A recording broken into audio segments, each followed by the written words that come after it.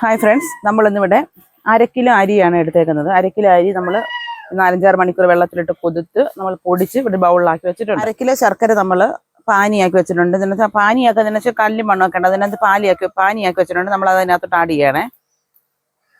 ഇപ്പം നമ്മൾ കണ്ട അരിപ്പൊടി ഉണ്ടയൊന്നുമില്ല, നമ്മൾ ഉടച്ചെടുത്ത് വെച്ചിട്ടുണ്ട്. നമുക്കിതിനകത്ത് നമ്മൾ 3 പഴം, പാളയന്തോളം പഴം നമ്മൾ അരിഞ്ഞ് വെച്ചിട്ടുണ്ടായിരുന്നു. അത് നമ്മൾ അടിച്ച് മിക്സിക്കകത്ത് ജാറിനകത്ത് അടിച്ചെടുത്ത് വെച്ചിട്ടുണ്ട്. നമുക്ക് ഇനി ഇതിനകത്തോട്ട് ആഡ് ചെയ്ത് കൊടുക്കാം.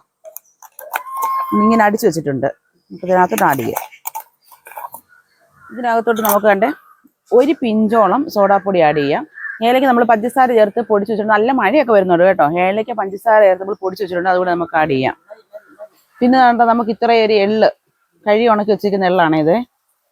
എള്ള് 1 പിഞ്ചോളം, 1 പിഞ്ച് അത്രയേ ഉള്ളൂണ്ടോ ജീരകം. നമുക്കിത് നല്ലതായിട്ട് ഉടച്ച് നമുക്ക് പഴമൊക്കെ ചേർത്തില്ല, നമുക്കിതെല്ലാം നല്ലതായിട്ട് മിക്സ് ചെയ്ത് വെക്കാം. മിക്സ് ചെയ്തിന് റെസ്റ്റ് ചെയ്യണം കേട്ടോ.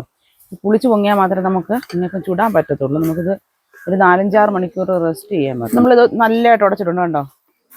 കരിയൊന്നുമില്ല. നമ്മൾ നല്ലതായിട്ട് ഈ ഒരു പരുവം മതി. ഇനിയിപ്പത്തേന് നമ്മൾ ചേർക്കുന്നുണ്ട്. ഈ ഒരു പരുവത്തിനാ കലക്കി ചേർക്കാം. തേങ്ങ നെയ്ക്കകത്ത് വറുത്ത ഇതും കൂടെ നമുക്ക് ഇതിനകത്ത് ആഡ് ചെയ്ത് കൊടുക്കണം. ഇനി നമുക്കിതിനെ ഇളക്കി ഒരു 4 മണിക്കൂർ, സോറി ഗൈസ്, അമ്മ എവിടെ നിന്ന് പറയുന്നത് 4 വേണ്ട 2 മതിയാണ്. നമ്മളിത് 2 മണിക്കൂർ റെസ്റ്റ് ചെയ്യാൻ വെക്കാം കേട്ടോ. ഇനിയിപ്പം ചൂടാറാകുമ്പോഴത്തേന് എല്ലാവരെയും വിളിക്കാം.